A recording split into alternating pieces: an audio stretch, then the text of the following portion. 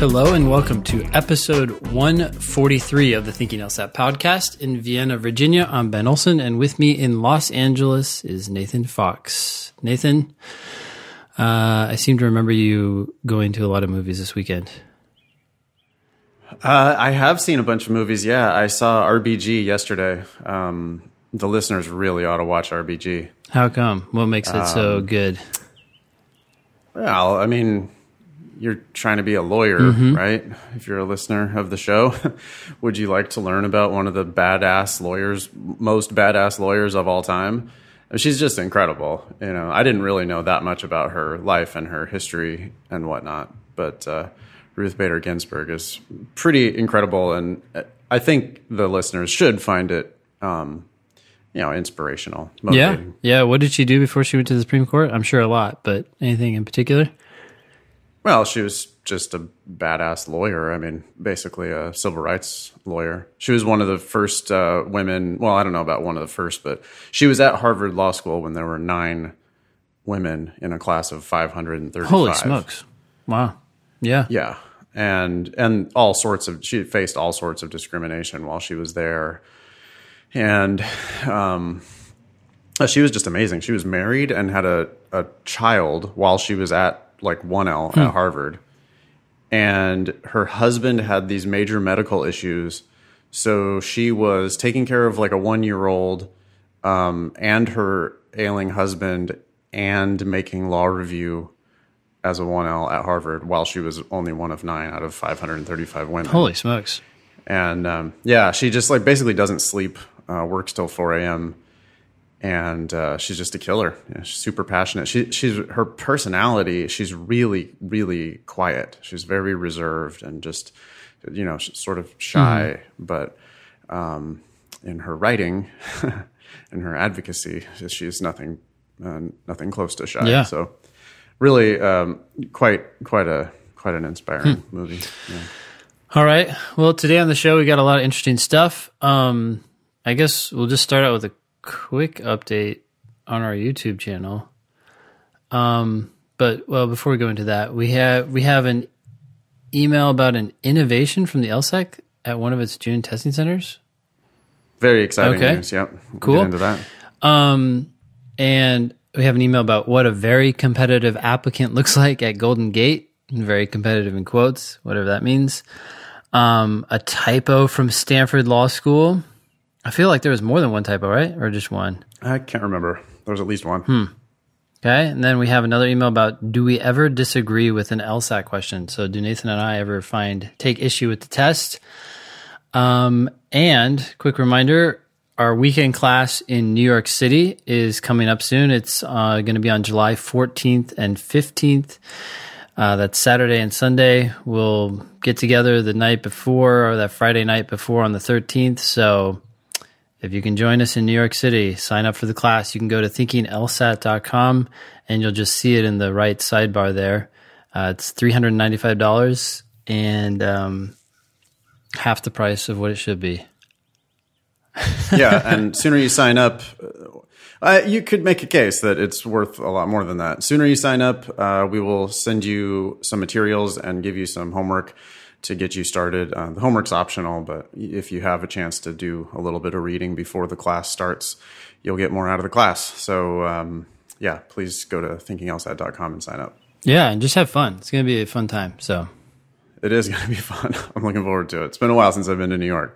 That'll be a good time. Cool. Quick update on the Facebook group and things like that. I guess we have 500 members exactly? 500 members exactly. All right. So if you're not a member of the Thinking LSAT podcast group on Facebook, go ahead and join and turn over all your, personal information to us, and we'll make sure that we distribute it to at least 500,000 other people. Zuckerberg's already going to do that. He's going to sell it all to the Russians. So well, just by did you hear the argument that they were making this week about the release of information? So basically, if you have friends if you're connected to friends and you have Facebook on your phone and you delete it or something like that, other apps can access that information. And people were complaining about this even after you've deleted the Facebook app. And Facebook responded saying, well, you are responsible for the information that your friends have on their accounts because they're your friends. So you need to be careful what apps are on your phone or something like that. I'm actually making the argument better than it was. But in any case, well, okay. So join that group. Join the fun. This week they were talking about techniques for reducing anxiety as the test approaches. Yeah, just remember it's not a big deal. An asteroid could always hit us tomorrow. Hopefully, yeah. If all goes well. Hopefully an asteroid hits us tomorrow. Is that what you're saying? We'll be put out of our misery, yeah. Oh, yeah. You're miserable, Nathan? You're a happy man. I'm actually delighted, yeah. I'm still loving the new neighborhood. So I got the honeymoon period going for Los Feliz. So yeah. I'll be happy for at least another 3 weeks. Yeah, and then you'll normalize, right? That's what all studies show. Doesn't matter Relativity. What you make. That's right. Okay, so we have 18 patrons on Patreon, donating 102 every month. I feel like last time it was below 100. Yep, it was 98. We got one more Patreon and we got $4 more, and we're still. I think that does officially put us over the 10% of show expenses being generated by our fans. So, thanks a lot, everybody, for listening. We appreciate the support. Who was that person? Can we give them a kiss? Is that allowed? Oh, wow. I don't know. You have to ask permission first, but I don't know. Maybe Patron number 18 will write into the show and you get a kiss. Virtual. All right. So you can always email us your questions at help@thinkinglsat.com. I should say that I want to give this update on our YouTube channel. So we created the YouTube channel and started posting the episodes on there. We don't have all of them on there, obviously, because it's just a lot of work. And so we just started somewhere. I can't remember where, but it stunned me today that over 5,000, almost 6,000 minutes had been watched on our channel. So I guess people are consuming the podcast on YouTube. I guess that's a thing. Yeah, I would be curious to hear from listeners who are listening on YouTube. I would like to know why you're listening on YouTube instead of using a podcast app like a normal person. That's a bit of a joke. But seriously, though, why are you doing that? And what I really want to know is, are you listening to full episodes, or are you listening to clips, or what? I'm trying to learn. I'd like to know why, why YouTube, and how are you using YouTube, and is it better? Maybe it's better, Ben. Maybe it's better. Well, here's what I'm thinking. I'm thinking it's just a means of finding people. Don't you think? Like people who would not normally look in a podcast app or whatever, they're searching on YouTube and they find it and they just start listening, and they normally wouldn't have thought to think of this venue. So they never would have, if they're not podcast listeners, and now they're getting converted. Maybe I should put it this way. Hey, YouTube listeners, there is an app on your phone for podcasts, and if you just get the podcast app, it'll just download to your phone automatically as soon as each episode is released. And I gotta think it's a better way of listening to podcasts than listening on YouTube, I would think. But let me know. Maybe I'm wrong. Yeah. Also, if you didn't catch the last episode, and I hope you did, but if you didn't, Nathan and I have started offering a personal statement review package. It is I think it's the best deal in the industry. For $995, Nathan will tell you whether your statement is on point, whether you're writing about the right things, and then I will review it for style and form and tone and those sort of things. So, you get both of our inputs into your personal statement to make it stand out and polish your application. Do you have anything you want to add to that? No, I look forward to doing that. I think that will be fun, and I know that it's needed. I mean, the personal statements we look at are just kind of sad. Mostly. They need a lot of help. And the thing is when you're done talking with someone, it's surprising how much different of a message it conveys in those 2 pages or 1.5 pages. Such a different impression, right? It's like a first impression. It's going to stand out. Yeah. People aren't good at talking about themselves, I guess. And they try to get their friends and family to help, but your friends and family just don't know how to package you for law school. Well, the other problem is your friends and family are coming to the document with a knowledge of who you are. So they fill in gaps that's true. subconsciously without even realizing it. You really need someone just to read it. And in fact, the less we know about you, and if you just send us your first draft, we're just going to be like, oh, okay, well, that's an interesting first impression. Let's change it. Yeah, you need a pair of hypercritical strangers to look at it with, we're going to rip the shit out of it. I mean, because, that's what that's how strangers are going to react to it. Mm-hmm. They're not going to believe you, basically. Yep. Unless you give evidence, unless you're talking about the right things and you're delivering it the right way. A complete stranger is why should they believe you? And we promise we won't believe you. We promise to give you hell. Yeah. Anyway, I know that's super enticing. So go to thinkinglsat.com. You can sign up for that as well. Mm-hmm. Great. Is that all the updates? I think that's it, huh? Yeah. I think that's good. Cool. All right. Well, do you want to take this first email since this is from... Yeah, this is hyper recent, although it'll be a week from now when the episode comes out. But I got an email just this morning from a student of mine in San Francisco, and she forwarded along this email from LSAC, and it says, "Greetings from LSAC!" Exclamation point. The testing location you have registered for will participate in an LSAC pilot program regarding test taker cell phones. While cell phones are still prohibited at all test centers, this pilot program will provide an option to test takers at your test center who have no alternative or may require the use of a phone before or after the test, parentheses, for example, to call a ride-share service, end parentheses. Would you like to rewrite that sentence?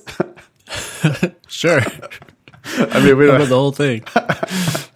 It's like I like the caveat at the beginning of it. While cell phones are still prohibited at all test centers. Mm-hmm. Well, but except not yours, though. Yeah. All other test centers. Jesus Christ.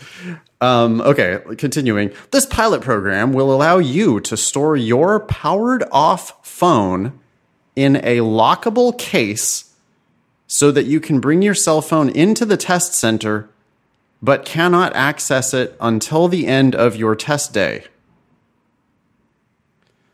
That's also a terribly written sentence. Ugh. Who's writing these sentences? Who's doing this? They're just writing them and then sending them off. Yeah, they are not rereading this shit. Or the other thing is when people edit, I think they're not thinking about removing stuff. They're just thinking about making the stuff that's there flow to the best of their ability. Well, you know what they're really thinking about is just like lawsuits and not getting sued. Yeah, they're putting this out there as a legal business document thing. Still, concision and clarity are gonna help you avoid that stuff. Yeah, and it's the ambiguity and the I don't know. Just what was this all about? That's what raises problems. The end of this sentence is so terrible. Let me reread that sentence. This pilot program will allow you to store your powered off phone in a lockable case so that you can bring your cell phone into the test center, but cannot access it until the end of your test day. Nope. What? That should be two sentences. It should be, and ironically, because the second clause doesn't have a subject, it shouldn't have a comma there. That's just such garbage. Hey, do you listen to Revisionist History, the Malcolm Gladwell podcast? No. Oh, so season 3 of it just came out, and there's an episode. It's either, I think it might be the first episode actually, which features a copy editor from the New York Times, and she is commenting on some provisions of the Constitution, namely about the divisibility of states. Okay. Mm-hmm. It's really interesting. I think our listeners would like it a lot. I know you'd like it, Ben, because it's about you know grammar and punctuation and the Constitution. So please listen to that. And I would also throw in there that if you listen to that and you're not interested, that's a pretty good sign that you are not going to be happy as a lawyer or in law school. It's funny you say that. Yeah. Because I had the same thought. I was like, that's it. That's what lawyers do, is they debate the legal implications of text. Yeah, that is that is exactly what lawyering is. So it's Revisionist History. It's Malcolm Gladwell's podcast. And I think it's the first episode of season 3. It's all about commas and semicolons. Cool. And the Constitution. Yeah, I think you'll like it. Anyway, that sentence sucks. Okay. If you decide to bring your cell phone and participate in the pilot, you may experience a delay when you check into the testing room. Additionally, this pilot pertains to cell phones only. Other electronic devices are still strictly prohibited at the test center and, if found, will result in a dismissal and possibly a cancellation of your score. That's so funny that they qualified the cancellation but not the dismissal. I know. I would think that a dismissal automatically is a cancellation. They can't just give you a 0. If there's a possibility, they just give you a really low score. Or they find out after the test is over, and then they dismiss you, but they let you keep your score. That makes no sense. Well, the whole thing, and the fact that there's this possibility, like maybe they won't cancel because they feel like extenuating circumstances justified your accidentally showing up with some other electronic device. So they're like, well, your score might be canceled, but dismissal, nope, that's set in stone. That's 100%. Yeah, you will be dismissed. Okay. This pilot program is available only for the June 2018 LSAT administration and only at specific centers. And whoa, wait. There's more centers now. It was none, prohibited at all, than just this person's. Right. Now there are supposedly others. Yes. This email. It sucks, yeah. Not surprising. But so this was, we should just make it very clear to the listeners that this is a pilot program only at certain test centers. If you didn't get this email, don't bring your cell phone to the testing center. Unless you're planning to bring it, secretly. Secretly, which, we've talked about that before. You probably could pull that off. This is at the University of San Francisco Testing Center. And it's only for the June 2018 LSAT. So, just check your email. If you got this email, then you're good. And if not, then not. If you choose to test at another center, this option may not be available. After we evaluate this initiative, we may choose to implement it nationwide, but bold, do not bring your cell phone to any future LSAT administrations and expect a storage option. Finally, we strongly suggest that you read through the FAQs and familiarize yourself with the procedure for this pilot program and the consequences if you are non-compliant. The FAQs are located here. Oh, there's a link there. I didn't click the link. As always, we are here to help make your testing experience as comfortable as possible. As always? Yeah, right. What a fucking lie that is. Oh, my God. You can reach us at a phone number and an email address. Okay, so anyway, hey, you know what? It's a step in the right direction, sort of. It's hilarious that it's a lockable... I just imagine them rolling up with like a safe or something. Yeah. Wait, you know what? I actually want to click this link now because... Oh, don't go there. It's going to be a whole long page of 6,000 words. It's going to be awful. Yeah. Look. Oh, I just wanted to make sure that it was... It's 1.5 pages. Yeah. So the LSAC is going to provide a case to each of these people. Wait, what? Yes. What happens if I don't use an LSAC provided case? Your phone must be powered off and locked in an LSAC provided case, or else you will be dismissed from the test center and your score will be canceled. They don't have one big case? No, listen. What if I forgot that my phone was in my pocket? Answer. If you are found with a cell phone in your possession outside of an LSAC provided case, you will be dismissed and your score will be canceled. So unlike the maybe in the email, here on the FAQ, you clearly are going to get your shit fucked up if you, no, here's the answer to that other question. Where will LSAC store my phone? Your phone must be powered off, then stored in the locked LSAC-provided case. During the test, you will store the locked case under your seat with your Ziploc bag. The case can only be unlocked at the end of your test once you leave the testing area. When will I have my phone placed in the locked case? LSAC will have a separate area for handling cell phone storage prior to check-in. Since this may delay your check-in, please allow extra time if you plan on using this service. I guess they're trying to avoid taking responsibility for your phone. What if my phone rings or vibrates in the middle of the test? The proctor will escort you out of the room, unlock the case, and ask you to power off your phone. You will also receive a notice of test center violation for causing a disturbance, but you will be allowed to continue your LSAT. However, any testing time lost in this process will not be replaced. Well, that's stupid. That should have zero tolerance for that.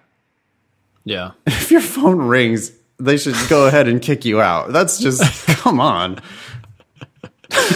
You couldn't figure out how to turn it off? They're actually going to let you open the case, power off the phone, and go back in. That makes me want to do it on purpose. You know what? Somebody should do that. I want to go to USF, take the test, and have my phone ring in the middle of the test with like a super funny ringtone. And then just be like, oh, I'm sorry. Oh, I guess you have to help me unlock the case and power it off now. Hurry, I got to get back. Oh, but I already finished the section, so don't worry about it. I have plenty of time. I'm not worried about it. Wow. Okay. That's amazing. Okay. Anyway, that's always amusing. I thought that was going to be like a 30-second thing, and we ended up talking about it for 10 minutes. That's like all emails. That's hilarious. Okay, want to move on to the next one? You got it. Hey, guys, I heard your call out for schools with full scholarship offers. My LSAT score on record is in the low 150s. We later clarified that's a 152. But apparently, I already have a full ride at Golden Gate. Okay, this student is taking it again in June, has a 152 and a 3.0. Dear Abigail, this is the email from the Office of Law Admissions at Golden Gate. Dear Abigail, I hope we could read her name. Anyways, your family and friends must be so proud of you. Because of your very competitive LSAT score, 152, and your college GPA, 3.0, your tuition will be waived while attending Golden Gate University School of Law for the whole 3 years of your studies! Exclamation point. Sorry, that's the second exclamation point, by the way. They're excited for Abigail. Oh my gosh, there's like 3-4 more. Yeah. Golden Gate Law offers small-sized classes and personalized attention from your professors. While studying in downtown San Francisco, you will network with the greatest professionals in the world and, of course, enjoy the good weather! Exclamation point. Based on your credentials provided by LSAC, you are guaranteed to be awarded our new, capitalized, presidential scholarship as long as you apply by June 3rd. Oops, it's June 5th. And you are admitted to the school. Wait. She still has to apply. You know, I mean, she hasn't even applied. So they're just saying, hey, based on your numbers, you're going to get this presidential scholarship if we admit you. Yeah. Yeah. Besides receiving this exclusive award, the scholarship is worth more than $145,000, according to the value we've placed on our own education, Yeah. and allows you to begin your career without those massive student loans hanging over you! Exclamation point. The presidential scholarship is guaranteed so long as you are enrolled in the JD program. Wow. Plus, as a presidential scholar, you are pre-admitted to our award-winning honors lawyering program. Jeez Louise. Your application fee has already been waived, and we encourage you to apply to Golden Gate soon. Our office is here to answer any questions you might have about GGU law! Exclamation point. Why do they need an exclamation point for that one?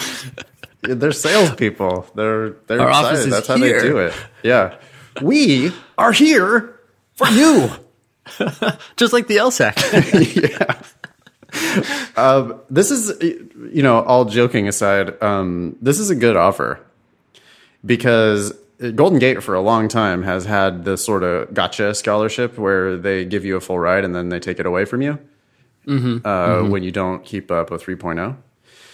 Okay. But yeah, which, that's a gotcha. That's a gotcha because the average GPA is curved around a 2.7. And so they would take away like 70% of all the scholarships. If you look at their 509, you'll see that they take away lots and lots of these scholarships. But it sounds like this is a new thing. I would want to clarify, but it says you're guaranteed as long as you are still enrolled at the school. So this is a very attractive offer. And this, sorry, Abigail, but your credentials of 3.0 and 152, those are impressive apparently to Golden Gate, but those are not impressive to most other law schools. But still, do you know what Golden Gate is ranked? Sorry, unranked. Yeah. Okay. I mean, they're way down there. But I've had dozens of my alumni go to Golden Gate over the years. It's a regional law school that creates actual lawyers. I mean, that's very difficult to go to Golden Gate and make $190,000 a year as a first-year associate in a big law firm. That doesn't really happen very often. But if you want to go work in the public defender's office, even that, of course, you're going to have to hustle while you're in school. But you're going to have to hustle while you're in school no matter where you go. And I have plenty of graduates from my alumni from my LSAC classes. I have sent plenty of people to Golden Gate on full rides who have ended up being successful lawyers. So now I've also sent people to Golden Gate who then later couldn't pass the bar exam. Yeah. When you have a 3.0 and a 152 LSAT, if 152 LSAT is really the best you could achieve and your 3.0 college GPA, means something, well, the California bar is hard. And so your chances of passing the California bar, it's far from certain. Yeah. But this scholarship sounds like it's guaranteed for all 3 years. And that's a good deal. I could see people using this offer to become a successful lawyer. Yeah. If you're planning to do something other than big law, just work as a regular attorney, if you will, then you go here, it's free, and you graduate, and you just start working. You don't have to pay off student loan debt and all that stuff. And by the way, a 3.0 and a 152 is just not a big law lawyer anyway. Nope. I mean, now it's possible. Of course, people are going to write in hate mail like, "Well, it's of course it's possible." Yeah, it's possible. It's not likely at all. With a 152, you're going to have a hard time getting into the type of law school that has really solid placement in big law. Yep. And even if you do squeak into a school that has big law opportunities or, that has a significant amount of big law opportunities, you're not likely to compete very well at law school. So you're not likely to get those opportunities anyway. Yeah. So being realistic, I like this offer a lot. I feel like we add this to our list of, this isn't a matrix published on Golden Gate's website where they're just guaranteeing you the scholarship. Mm-hmm. But I would put this is on our growing list of schools that are offering people guaranteed full rides. Well, even if it's not on their website, given the fact that she got this email, I'm sure if anyone with her credentials or higher emailed Golden Gate and said, "I'm interested," I've heard of in your this presidential scholarship, they would say, "Yes, no problem." And they'll waive your application fee.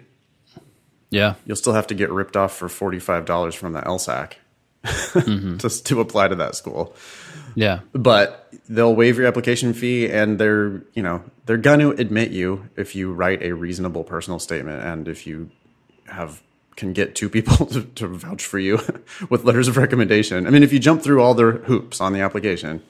Yeah. Yeah. This is looking to me like 150 anything and 3 anything, and you probably can get this president's scholarship at Golden Gate. Yeah. I was just thinking about this scholarship from their perspective, because it seems like, they're giving away so much money.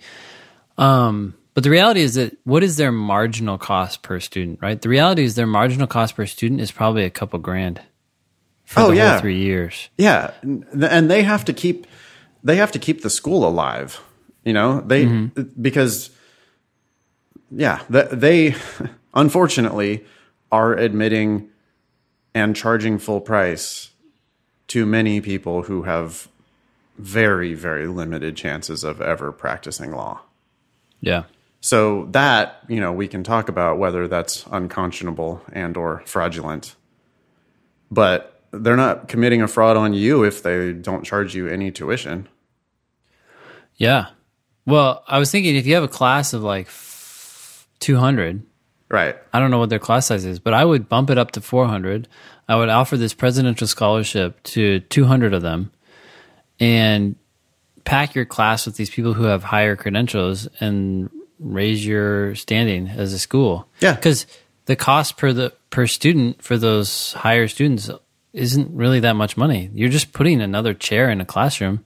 That's not going to cost you hardly anything. So, yeah. Anyways, it makes sense, but it also makes sense why you shouldn't pay, or at least very much, unless it's a great school. We're not saying that this is the school that everyone should go to. What we're saying is if this is the best full ride you can get, that's probably what you should take. Yeah. If you can get a better full ride at a better school, then you should probably take that. But this option is on the table for many applicants. That's pretty pedestrian, 150 something and 3 point something, And so there it is. Would you like to go to law school for free in San Francisco? There it is. And yeah, I get it. You want to go to a better school. But how much is that really worth? And if you're a 160 and a 3.5, you can get a better full ride from some other better school. Yeah. So I just want to be really clear that I think the proposition I'm making is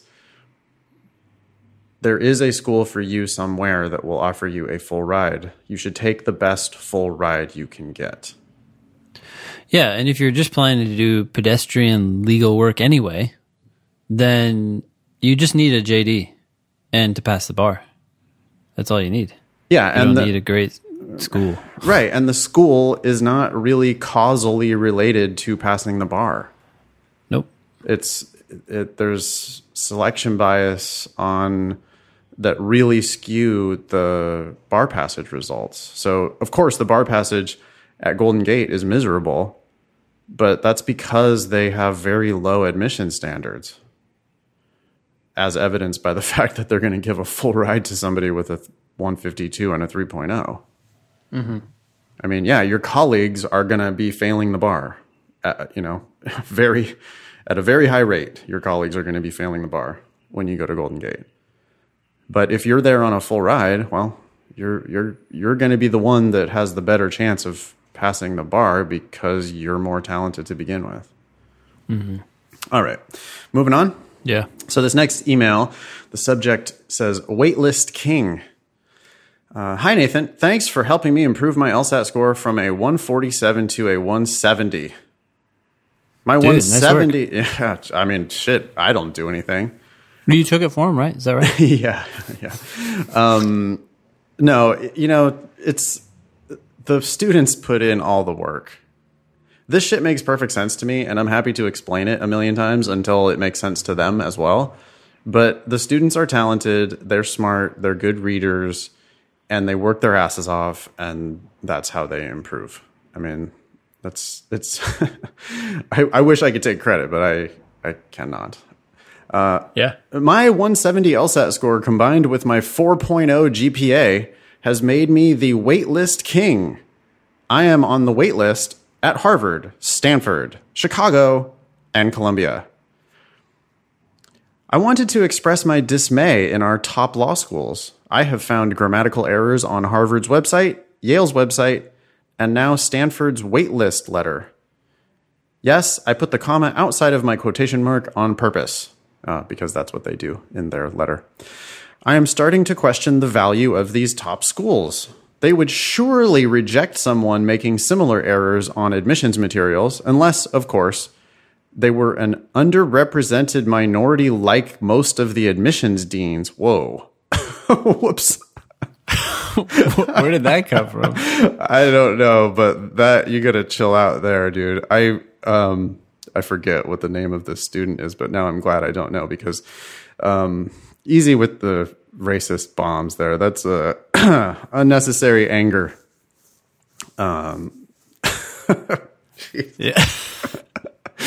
You just scored a 170 on the LSAT and now you feel like discriminated against. No, relax. It's all going to work out fine for you. You're going to get into one or more of Harvard, Stanford, Chicago, all those schools, and you're just fine. Anyway, there is a photograph attached here of the letter from Stanford Law School, the letter of admissions, and it has a comma outside of quotation marks, which is clearly a mistake. As mistakes go, that's not the worst mistake in the world. No. And the rest of this email, it's using some language that I wouldn't really use, but pretty long sentences too, and big words too. This disposition, obviously. I just read this. Okay, hold on. Maybe now we have to read this.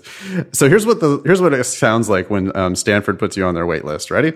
As you know, Stanford Law School's enrollment is limited to approximately 180 students per class, and each year we receive applications from a far greater number of well-qualified applicants.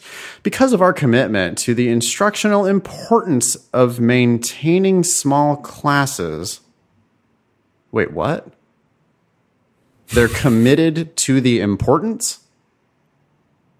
That's not right. We could edit that. They're committed because of the importance. Yeah, they're not. You're not committed to the instructional importance. Jesus Christ! To the importance of that. What the fuck? What is going on? What is happening, Ben? I don't know. Please don't become like these people. Send us your personal statement. Yeah, this is horrible.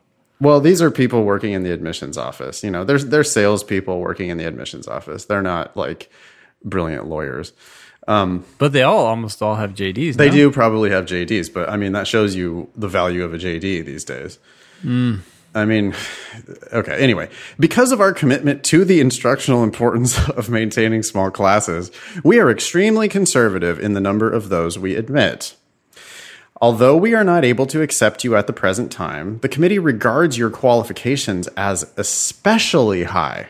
Oh my, stop. As a result, it has placed your name on a wait list, in quotation marks, wait list, which I don't know why that even needs quotation marks to begin with. It's a fucking wait list. Kind of like a wait list, but not really a wait list. We have a special name for it. We call it a wait list.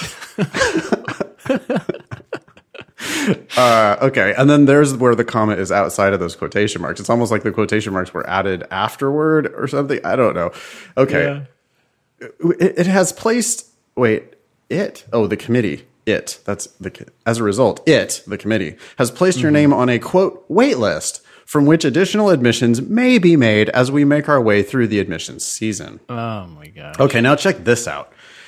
This disposition obviously confronts you with uncertainty, a result we regret. They're talking like Yoda now. Couldn't the subject of that sentence be we? Yeah. It could be we regret to place you in this position of uncertainty. We regret the uncertainty this brings you.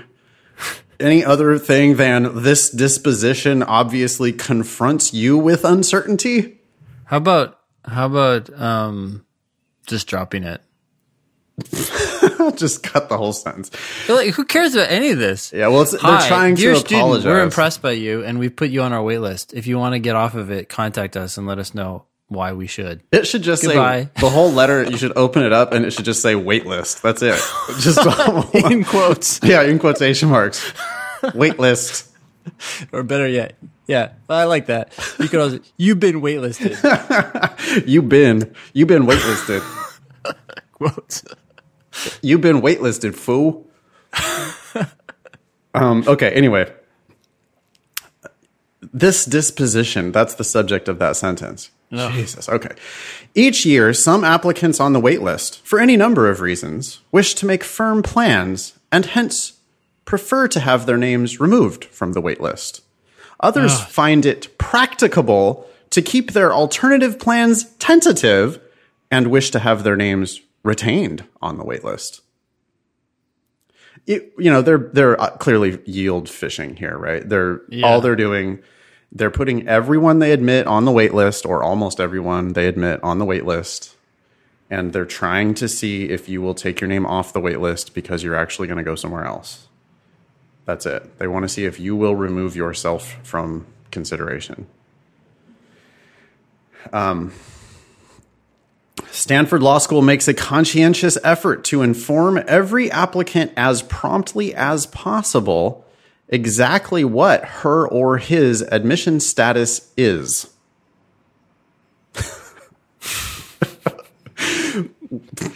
The whole letter is shit, but we got the her and his thing down. So.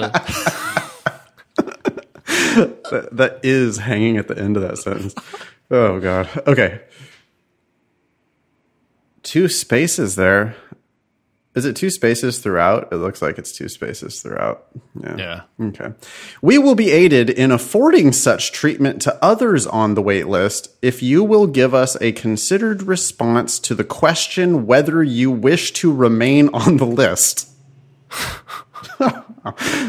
Please tell us yes or no. Please tell us if you would like to remain on the list. You've been waitlisted, foo. What do you want to do? Do you like us? Circle Y or N. If you believe that there is a substantial possibility you might choose to attend Stanford should we be able to accept your application in the weeks or months ahead, comma, as opposed to in the past. Yeah. We hope you will so indicate on the enclosed form, semicolon. Oh my gosh. And if you believe that there is, wait, you don't put semicolon and. Oh no. You just got your semicolon privileges revoked. Oh. Okay. Semicolon and if you believe that there is little likelihood that you will choose to attend, please respond to that effect. To that effect. Oh my gosh. So wait, look at the bottom of this letter, right? They have their little words, their little logos, mottos. It says inspire, period, innovate, lead. They should add one here, like wait, I can't say the word now. What the heck? Anyways, I'm trying to say it. Yeah, for some reason I can't say it. I got some disability, dude. I don't know what it is. But if I could go back, I'd apply for accommodations. Anyways, confused. They need to add that to their list. Oh, yeah. I like obfuscate because that word by itself is already obfuscating, making people stumble over it for no reason. I can't even say it. Yeah, but this entire email should say, hey, we put you on the wait list. Let us know if you want us to keep you on it or not. Yeah. And it just goes on and on. That last paragraph, that last sentence. I'm going to reread that last sentence. If you believe that there is a substantial possibility you might choose to attend Stanford should we be able to accept your application in the weeks or months ahead, comma, we hope you will so indicate on the enclosed form, semicolon, and if you believe that there is little likelihood that you will choose to attend, comma, please respond to that effect. That all means let us know one way or the other. Please. I bet they get 100% response rate on these letters. Why do you say that? Yeah. Are you being sarcastic? Yeah. Sarcasm. Yeah. Like, how many people just no one responded. I don't understand. I guess they're not interested. You know what it should be? It should be a test. Like one of those, did your teachers in school ever give you that, like, here's the instruction, okay, we're going to do an assignment now and follow the instructions very carefully. And then the first instruction is read all of these instructions before you begin working. Mm-hmm. And then number 2 tells you to do things. 3 tells you to do things. 4 tells you to do things all the way down to the end. And then number 11 out of 14 is like, you only need to do items 1, 6 and 12 on this list. Yeah. You only have to do the first 2 questions of the test or something. Yeah, something like that. And teachers think that this is super clever, and the lesson is to, get students to actually follow directions. Obviously, that's never going to work because people don't like to read, but they could do that here. Buried in this last paragraph, it should be like, oh, by the way, if you go to this one URL, we'll automatically admit you because you actually read this fucking garbage email. So that's that. Mm-hmm. That's a very terrible email from Stanford Law School. Sorry, Stanford. God. I hold Stanford in the highest esteem, by the way, Stanford Law School. I mean, my alumni that I have sent to Stanford are amazing people and incredibly smart and incredibly hardworking and very generous and just earnest and amazing folks. So the admissions office here is making Stanford look bad, but the students make Stanford look very, very good. Okay. I agree. Cool. So the next one is from Brian. Dear Wayne and Garth. Cool. Please feel free to use my first name on the podcast. Have either or both of you ever disagreed with the official LSAC answer for an LSAC question? Dude, I would have to say no. I don't like some answers, but they're always better than the other 4. I don't think I've ever disagreed with that idea. I would go a step further. I would say, yes, I have disagreed with the official LSAC answer.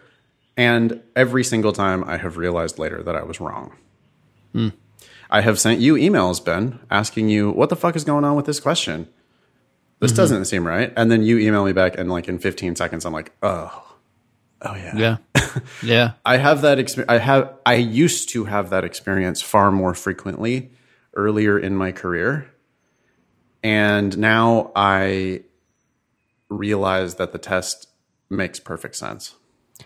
I would say sometimes too, when you're debating between 2 answer choices and you feel like the correct answer is correct for some minute nuance, that could be why it's correct. But a lot of times you're missing something so much bigger. Like they're talking about cars and they should be talking about red cars. And now when you think about it in that light, the whole thing falls apart. The wrong answers. Yeah. It just end up being way wrong for sure.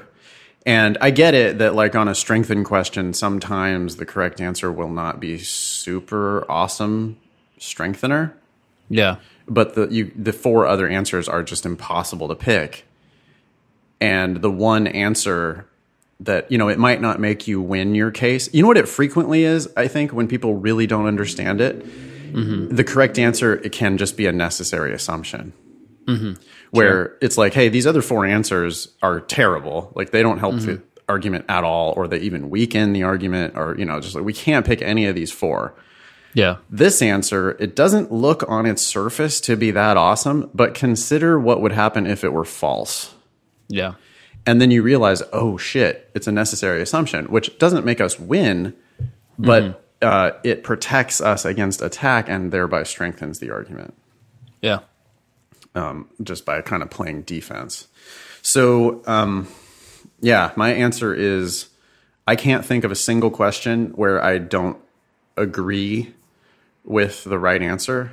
And if you put 10 LSAT experts in the world, in the room, we would have 90% accuracy on every question. Even the hardest, weirdest, whatever questions you think are broken and fucked up, we would have at least 90%.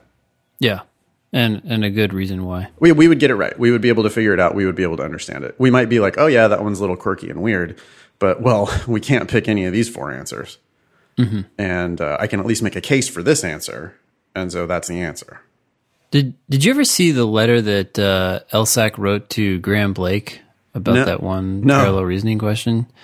It was pretty funny. So I don't remember all the details, but I will say this because this one stuck out like a sore thumb.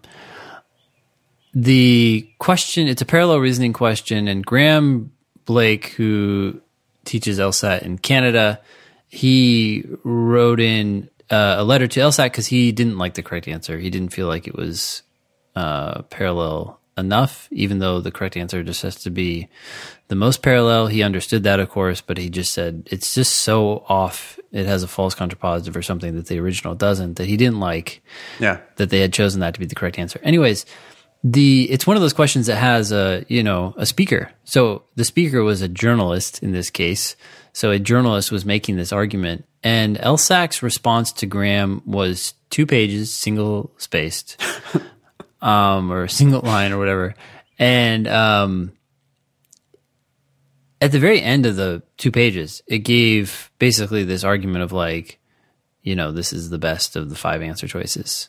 And that's really where they should have left it. They should have explained it and then left it at that. But for whatever reason, they decided to talk about the fact that the person making the argument was a journalist. And therefore, the principle, I quote you, dead serious, because I remember this even though I don't have it in front of me, the principle of charity indicates that we should give the benefit of the doubt to the person making the argument, since a journalist is unlikely to give misleading information in the context of this argument or something. I was like, what? The person making the argument has nothing to do with its validity.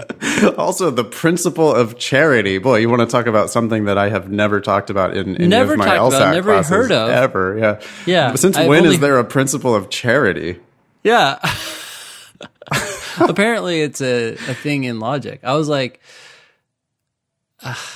I don't know. So anyways, sometimes I get that out and I read it in class and people get frustrated because they're like, how are we supposed to take the speaker into account? Blah, blah, blah. I'm like, yeah, don't. I don't know who wrote this. It's not reflective of the test. Just ignore it. But anyways, good times. It's a thing in logic, the principle of charity? Supposedly, the way they present it in that letter. Yeah, it's like, in argumentation, when we rely in quotes on the principle of charity, given the notion that blah, blah, blah, blah, blah, blah, blah, blah. And it was just like... That seems like if what they mean is we have to grant the premises of an argument and that we have to interpret those premises in common sense ways. The instructions for the LSAT say you shouldn't interpret things in bizarre ways, right? Yeah. Sure. That you should interpret them, or it says you should not interpret them in ways that would be counter to common sense or something like that. I forget what the exact instruction is. But if that's the principle of charity, that we grant our opponent's premises and we interpret them in ways that actually make sense, then okay. But that doesn't have anything to do with who's speaking. That could have said, it could have said advertisement, or it could have said, astrologer, and you still have to give it the same respect, right? Yeah. So wait, hold on. You're touching on some of this. I found the letter. I got to read this to you. Okay. So it says, he basically argues that the parallel flaw was different from the original because the original argument relies on a false contrapositive, right? And the correct answer does not. Okay. And so they rebut that, or they say it's not a big deal. Anyways, I don't know why they say it's not a big deal, but it says, however, the journalist's argument cannot be adequately analyzed as simply a deductive argument. It is an example of a reasonable, informal, non-deductive argument that draws a conclusion about the probability of an outcome based largely on probabilistic reasoning. In analyzing this argument, there are certain features that should be taken note of. First, the argument is made by a journalist. Jesus Christ. This is on lsac.org letterhead.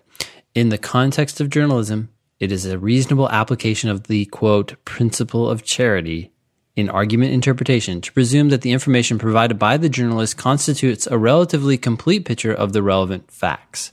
A relatively complete picture. That was his issue, is that it was incomplete because you don't know what happens in the absence of a certain event, even if you know what happens in the presence of that event. I see. That's a false contrapositive. Right, yeah. I see. While there might be other conditions under which the strike could be averted, the journalist apparently does not think them important or likely enough to mention. The argument is not about them. So That's the LSAC, at least in this letter, dismissing the relevance of a false contrapositive. Like you said earlier, the correct response was, well, what else are you going to pick? Yeah. What else are you going to pick? You have to pick the right answer.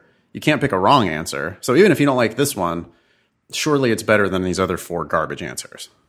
Yeah. Right? And I don't remember that exact question or whatever, but like we would have gotten it right? I mean, Graham probably got it right. Graham's just like, well, this is stupid, but that's got to be the answer, right? But stupid. But yeah. Yep. So back to this is the last 2 sentences of the letter. It says, no other response exhibits a pattern of reasoning as similar to that exhibited in the journalist argument. Thus, D is the best answer. End of story. That's all they needed to say. Yeah, it's the best answer. What else are you going to pick? I say that a lot when people want to quibble with answer choices. I'm just like, well, okay, granted, valid. I hear you. What else are you going to pick? Because the other 4 are clearly worse. Yep.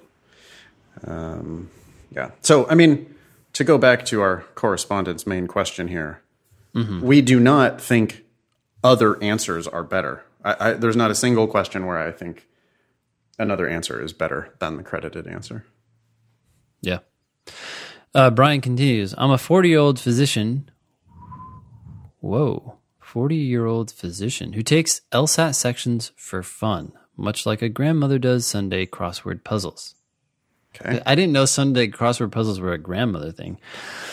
I never miss more than 2 LR questions in a strictly timed section, and I usually miss none.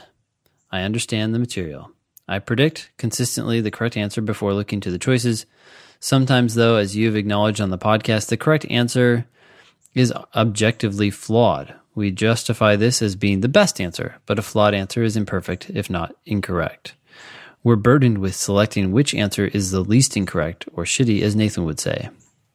So, to restate the question, has there ever been a time when either of you found another answer to be at most equally shitty as the correct answer? Nope. It's always worse. And if you really are like splitting hairs, you might want to look more deeply. There's probably something that you're missing for most of these. Yeah, ask somebody else. Because, I mean, there's even times where I'll ask my best students in class, like, hey, what's going on? Why isn't that the answer? What is it about this that makes it conclusively wrong? And they'll just say, oh, well, it says this. And I go, oh, yeah. Right. Totally. Mm-hmm. Yeah. You probably just need another pair of eyes, Brian, on any of those questions where you're not sure. Brian continues, thanks for the reply and for the company on my 10-hour per week commutes. Brian, you are into the LSAT, apparently. You found this podcast, and you're a physician who takes LSAT sections for fun. That is random. It's quite lawyerly. Yeah. Maybe you went into the wrong profession. No. Please keep doing what you're doing, actually helping people. Please keep doing that. Cool. Thanks, Brian. Subject. LSAT practice problems, ? Hi, Ben and Nathan. Ooh. My name is Elizabeth. I'm a relatively new listener in Atlanta, and I'm prepping for the upcoming July LSAT. 2 of my friends recommended the podcast, and it's been great listening so far. I also apologize if y'all have addressed my question at some point in the show. I'm still on the earlier episodes, but here it goes. I am currently in a course for the June LSAT, but I am not confident I am ready for June, and I've already switched my test date to July. I am committed to getting a 170 plus, and I will be upset if I don't reach that goal. My scores so far in order have been 166, 165, 171, 169, 161. I know the last test is probably an anomaly, but I just don't feel that I confidently have a hold on all the material at this point, and I'm still struggling with timing on some sections. All that considered, I'm pretty happy with my decision to defer, but once the date of the June LSAT hits, I will either lose access to my online practice problems, or I will have to pay a pretty steep price to extend my online access. I have all the PTs, so I'm not sure it's worth it to pay for continued access, but it'd be nice to be able to hone in on specific question types for extra review, especially in LR. Do you guys have any suggestions on how best to do this without a large price tag? Yeah. No hyphen on price tag. Yeah. By the way, this sounds like, I'm just going to guess, this is test masters. I hear this all the time with test masters. They cut off your access as soon as class is over. Yeah.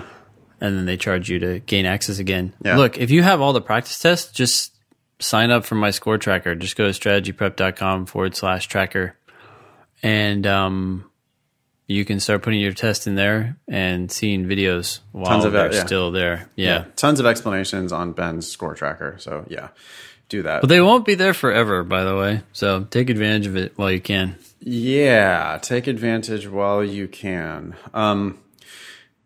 Additionally, I do have plans for how I want to study after my course ends. But if you guys have any suggestions, I would love to hear them. Thanks so much for the podcast. I really do feel like it makes the LSAT more accessible and doable. Best, Elizabeth in Atlanta.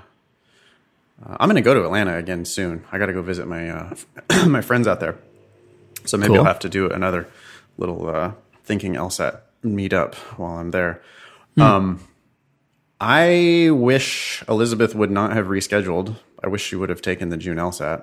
Oh, yeah. With a 171 on record, it's already possible. Yeah, students are, I don't know how many times we can keep saying it, but law schools only care about your highest score. And the upside is all that matters on your official attempts.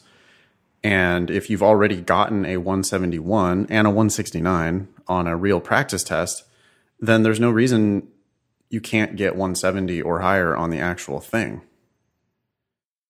I've given you my dart analogy, right? No, I can't wait. Oh, okay. Well, I was just imagining that if someone was at a bar, right, and someone else walked up to them and said, hey, look, if you can hit the bullseye on that dartboard over there, I'll give you I'll buy you a beer. I'll buy you a beer or give you $100,000. Wow. And they put a dart in front of you, or they put 3 darts in front of you, and they say, you just have to hit the bullseye. I don't care when. Would you rather take the 3 darts? Yeah. Or the 1 dart? Yeah. Of course you take the 3 darts because then you have a better chance of hitting that bullseye. You learn from your first attempt, your second attempt. Yeah. And whatever. But in any case, who cares? If you get it your first attempt, you got it. But why would you throw away those other opportunities? And yet that's kind of what you're doing when you are ready. That's exactly what people do. Yeah. That's exactly what people do. So mine has always been a baseball analogy. Same thing though. 3 strikes. You know, like what Elizabeth did here was she just chose not to, she just didn't even go up to the plate while the pitcher threw strike 1. Yep. It's like one way or the other, it's going to be strike 1 because you didn't even swing. You didn't do anything. It's strike 1. Or not throwing one of the darts. Yeah, I don't know. It's because there's so much bad advice out there. People need to stop Googling and just finding random bad advice on the internet. Law they schools just need to go YouTubing. Yeah, find us. Yeah, find us. Well, I mean, law schools only care about your highest score. So, Elizabeth, you should have taken the June LSAT. That ship has now sailed, but that's fine. You know, whatever. But just going forward, people need to get ready, get prepared, and then once you're prepared, and that's like within striking distance, like a few points. When you're within a few points, go ahead and take it. And then plan to take the next one and the next one after that, if necessary. Yeah. As far as advice on how to study after the course ends, I would recommend timed sections and review. Yeah. Just keep doing it. Just keep doing it. There's 83 practice tests, about to be 84 practice tests. And there's lots of work to be done. And you get done with all 83 of those tests, you could start over from the beginning and do them again. And 35 minutes on the clock, do a section, review your mistakes. That's it. Yeah. All right. Thanks, Elizabeth. Thank you. One more? One more. Hi, Ben and Nathan.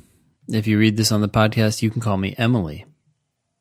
I'm taking the June test, but understand that if you can't get back to me in time, thought I would try regardless. Hey, maybe we'll make it. Quick kudos to you both for the podcast and all you do. The information is great and y'all are hilarious. But the podcast is also light enough that it's perfect for staying in the LSAT mindset on a work commute, long run, etc. So thank you. You're welcome. Your free online classes were both great, and I laugh every time you tell a story about how students ask you for free stuff when you quite literally provide that online. Anyway, I have one test under my belt, February, coming out with a disappointing 164 after averaging 167 with a repeated high score of 172, a cold diagnostic of 152.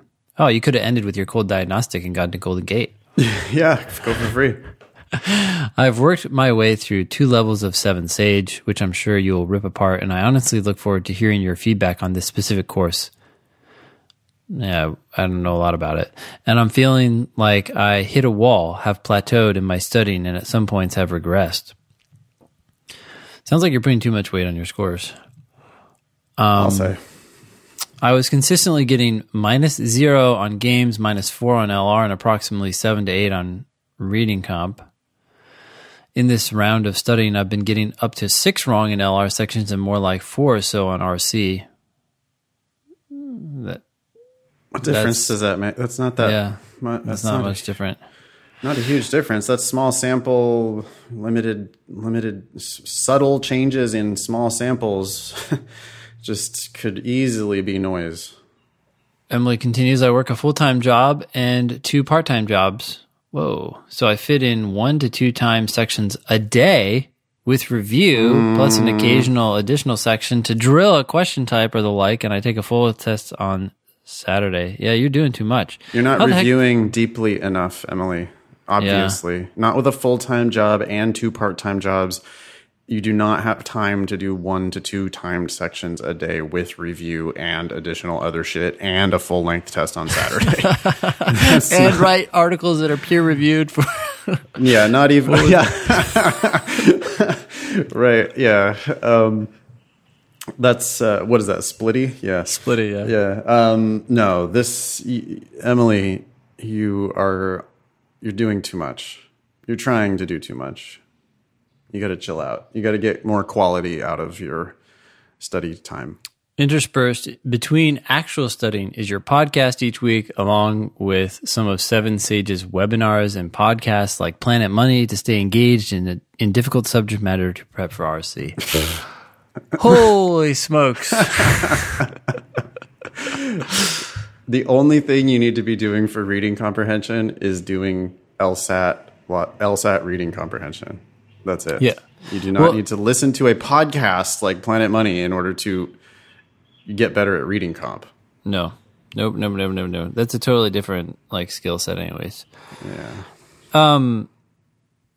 Given the fact that you're scoring 164, 167 means that you're getting a decent chunk wrong, but not that many compared to most people. So I think you're in a much better position to review questions before you look up the right answer. If you're getting a lot of questions wrong, you just have to look up the answer, see what you got wrong, and review those. But not look up the answer key. I mean, redo the question, right? That's what you mean. Yeah, redo the question before looking up the correct answer. Right, and review it thoroughly and just figure out why you've made those mistakes. Yeah. Okay. So you should be spending your time like this. You get home from your 3rd job, apparently. Yeah. And if you are awake, you do a 35-minute section. And then when the timer is up, in your case, I would say, let's say you finish on question 22 of 25 questions. Well, okay. Your timer's up. You mark how far you got. I would take the time to finish those last 3 questions because you're fully capable of doing them. And then I would go back and I would look hard, take a second look at any questions that you didn't feel great about your answer and see if you still agree with your answer choice. If you do, great, put a little check next to it. If you don't, then change your answer and maybe, have a specific reason why. And then look up the correct answer at the answer key and see how things went. How did they go when you were timed? How did they go after when you reviewed things before you looked up the right answers? And learn about yourself. Sometimes people choose the right answer under a time scenario, and then when they go back, they change it to the wrong answer. And they go, oh, well, blah, blah, blah. Well, that means you don't understand the logic fully, or something about the reasoning is still tripping you up. So understand that, figure it out, and then turn on Netflix and call it a day. Yeah, relax. She needs to relax. doing practice sections, I know you're kind of making a joke about her third job and all that, but people trying to do this stuff late at night after the full day of work it's very difficult. It is. You're just not, your brain is just not firing on all cylinders that late at night and after a full day. So consider trying this in the morning instead before work. And hey, if you're doing a full test on Saturday, okay, that's good. But now you've got a lot of reviewing that you've got to do. And I would just focus on the quality and more on the quality and less on the quantity. Mm-hmm. There's just no way she's thoroughly reviewing. There's no way she's really understanding the mistakes she's making. So she's going to continue making those mistakes. Yeah. And if there is any regression going on, it's coming from burnout and overstudying. Yeah. Yep. Absolutely. That being said, I have a couple of questions, and by a couple, I mean 3. Sorry, Emily. 1, do you see any value in me purchasing the LSAT trainer at this point?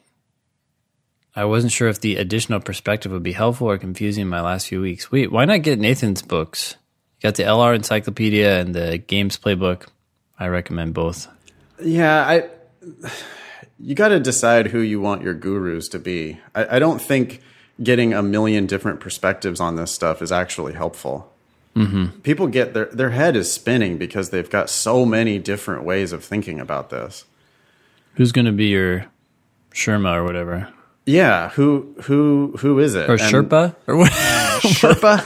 Shawarma? It's almost lunchtime. I'm getting hungry. Sensei? Sensei. Yeah, I don't know. You got to pick a guru, and Seven Sage and LSAT Trainer both recommend reading the question stem first on logical reasoning. We've talked about that a million times. We both think that idea is garbage. So I would steer clear of those resources if I were you. Your results may vary, and if that stuff is effective for you, then great. But yeah, I never recommend either of those resources for anyone. Yeah.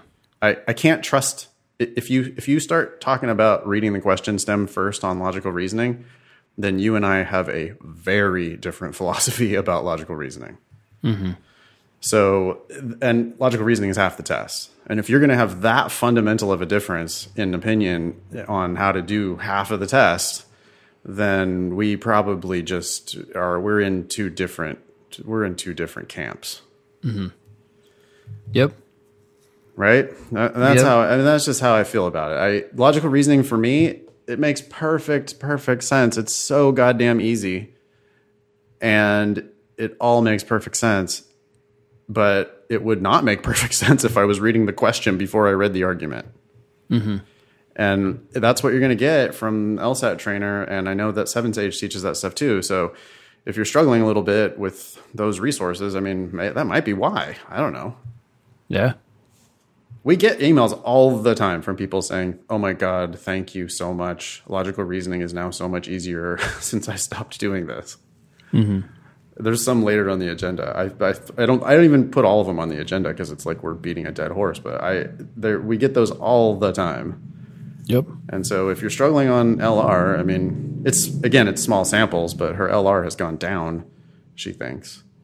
Well, I don't know. If you're doing what we tell you and your score goes down, then you just got to keep doing what you're doing. If you're doing what someone else is telling you and your score goes down, then there's clearly a problem. No, I mean, that is funny, and maybe that is what we're saying. But I mean, if you're doing what we're telling you to do, and you've done that for 2 or 3 months, and it's not working, then yeah, maybe you do need to jump ship. Mm-hmm. I mean, maybe the other way would work better for you. But I don't think you want to go out there and survey all of the LSAT gurus in the world and have everybody's different approach spinning through your head. Mm-hmm. Right? Especially not like late in the game. I don't dig it. Yeah. Okay. Onward. Question 2, are there things I could do or should be doing differently to prep for a repeat versus first time taking the test? Nope. you should be doing the exact same thing. There's nothing different. Yeah, I mean, you probably, I think many people can do less work for a retake. Sure. Not quite as intensive studying. Like maybe you don't need to do a section every day. Maybe you could do a section every other day. Keep it civilized. Like especially if your practice test scores were where you wanted them and then you just didn't quite get it done on the day of the test. In that case, you know, a very calm approach to the retake is probably fine. Yeah, it just depends on how much progress you want to make between your current scores and your retake. Yeah. Yeah. If you haven't reached your goal yet, like even on your practice test scores, you're just not there yet. Well, then, yeah, you just need to keep doing more, keep doing what you're doing. I don't mean more per day. I just mean more days. Yeah. 3. All right, we'll make room for one more question. 3, along a similar vein, do you have any suggestions regarding test day strategy for a morning person taking the 12:30 test? Do morning people get tired at 12:30? Are you a morning person, Nathan? You don't seem like one. You know, I'm trying my best to become a morning person. I've been waking up earlier, and like today before we recorded the podcast, I went on my hike up to the observatory and stuff. So I've been getting out. I've been going to bed earlier. I've been trying to become a morning person. You go on a hike every day? Is that your workout or something? Dude, if you go out, you cross the street here in my neighborhood, you can see the Griffith Observatory up on the mountain. Okay, and cool. It's about an hour round trip for me to hike up there and back. Wow, it's a decent hike. How far is it? Do you know? It's not that far. I mean, it's pretty steep. It's I don't know. I could tell you. Hold on a second. iPhone's been counting my steps, so I can tell you. It is 13,500 steps.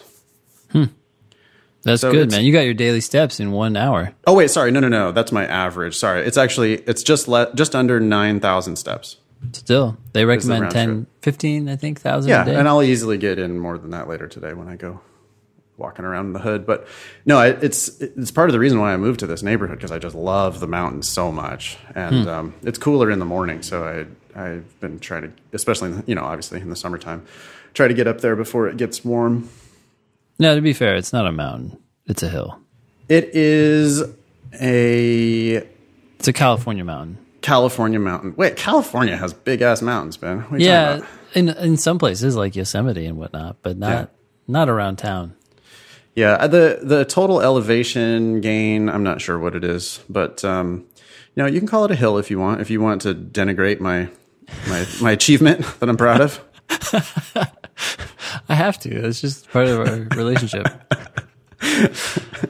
It says that I have climbed 51 floors. So that's how big it is. It's 51 floors. Cool, man. 4.5 miles round trip and 51 floors worth of elevation change. So it's nothing. It's just I'm an old man, and it's enough to keep me, not too decrepit.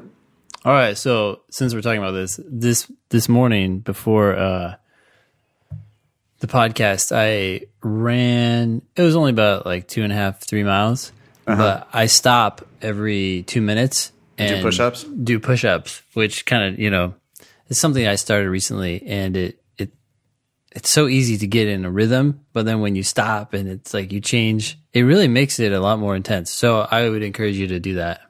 So push-ups on my way up the mountain? Mm-hmm. Yeah, so today I did right 80. On that. Yeah, so you just need to do that. I will get right on that, Ben. There's a CrossFit gym that I walk past every day when I'm going to like drink beer, and I'm very happy not to be doing the CrossFit and to be going and drinking beer instead. Cool. So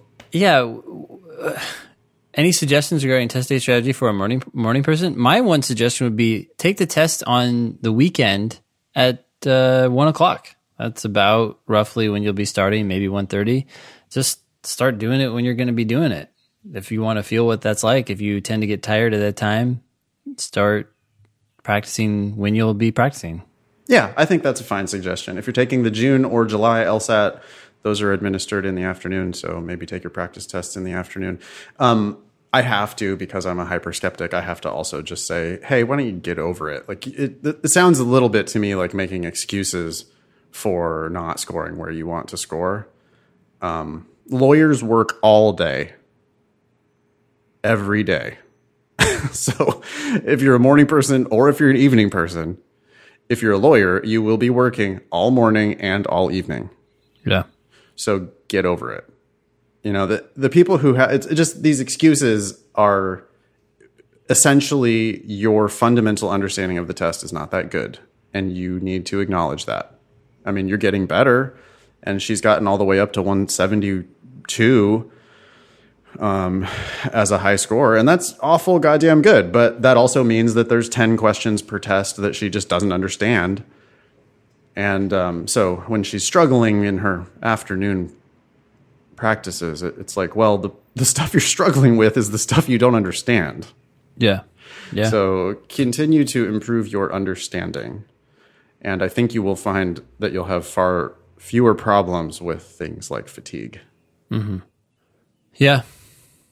She goes on, the 8:30 a.m. test was definitely more my style, and I'm having some difficulties working out a pre-test routine with the expansive morning before a noonish start time. I don't understand these routines. You just do your life like you normally do your life and go to the test. Just drive there and be good. We talked on the last episode about making mountains out of molehills. Yeah. Making mountains out of the Griffith Observatory when actually it's more of a hill. Yeah. It seems like that's what people are doing here. You're finding excuses. You're stressing yourself out about no reason, about nothing. Yeah. All right. Thank you. I look forward to hearing what grammatical errors I made your overall impression of my actual email. Well, we could start with yeah, a couple doesn't awkward. mean three. Mm-hmm. So we got that. Yeah. You would go back and fix that, right, Ben? When you're writing an email, if you said a couple things and you end up having three, you would always change that to few. Yeah, I would too. Let's see what else. There was another one that I saw. Along a similar vein. Yeah. I think it needs to be in a similar vein, or it needs to be along similar lines. I don't know. That just bumped me a little bit. Along a similar vein. I'm not sure don't know that that's really, I don't know. It's unusual. And anyway. I prefer on that note or something like that. Yeah. Or just omit. Yeah. Anything else? She's going to be disappointed if we don't. Well, this sentence right here, I look forward to hearing what grammatical errors I made. // Your overall impression of my okay, I'm sorry, Emily. It's Emily, right? Yeah. Nothing personal here, but I feel like millennials use this / thing all the time now instead of just your plain old and. I look forward to hearing what grammatical errors I made and your overall impression of my actual email. Like the / is saving you all this time and effort. Yeah. That actual there is also just a verbal tick. Yeah, as opposed to your other... Your fake email? your not actual email? Yeah. Yeah. She means to say the same thing that she's already saying, which is, she's making a joke. I look forward to hearing you bust my balls about the grammar and punctuation. Yeah. There you go. Now she's satisfied. Maybe she put that in there on purpose like that to... You think... give us... I don't get it. This is a joke? I mean, the whole sentence. I thought you meant this additional part right here. No. Well, I mean, she could be. She could have written that sentence especially poorly just so that she would give us something to tee off on. Because we do see students do that. They throw in extra commas and put the quotation mark in the wrong place and all that stuff, like as a joke. My problem is that so many students are doing that seriously that I'm having trouble distinguishing between those who are joking and those who aren't sometimes. You know? Yeah, it's not... Why'd you write that? It's not a good joke. Everybody's doing it, and y'all can stop doing that now. Yeah, because we will assume that you're doing it on accident sometimes. Here's another one. She has a no space between 8:30 and a.m., and then she doesn't say 12:30 p.m. If you're going to say clarify a.m. and p.m. We could keep going. And no comma after my style, right? Previously in the email, she used a plus sign for and. Oh, my gosh. She has an aversion for a 3-letter word. She earlier in the email put LSAT mindset in quotation marks and capitalized mindset. Sorry. Here, while we're on it, here's one more. So the word approximately, right? It's a long word, and she acknowledges it by giving us an abbreviated form of it, approx, period. But the reality is that you should just never, ever, ever use the word approximately. You can always replace it with the 5-letter word about, and it's so much cleaner. She could have omitted it there, too, because she just puts and approx 7-8 on RC. She could have just put and 7 to 8 on RC. 7 to 8, yeah. That's fine. We understand. Although if she ever got 9 wrong or 6 wrong, then we'd have a heyday, because... The principle of charity makes me interpret 7 to 8 as, okay, I would allow you to sometimes miss 6 and sometimes miss 9. That's also, that would also be acceptable. I get it. I get it that you're giving an approximate range. Yeah. Anyways, thanks, Emily. No, Emily, the email was actually quite good. It was fine, actually. There was nothing wrong. Really, I had no really complaints. Mm-hmm. Although couple does not mean 3. But other than that. Cool. Well, should we call it a day? Yeah, let's wrap it up. Alrighty. That was episode 143. Thanks all y'all for listening. Nice knowing you. Don't pay for law school.